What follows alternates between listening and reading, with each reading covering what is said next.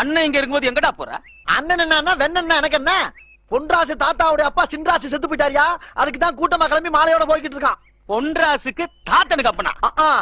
போடுற இங்க. யோ, செத்தவனுக்கு போடுற மாலையை போய் உனக்கு போட சொல்ற? ஓரமா இல்லையா என் ஒழுக்கு?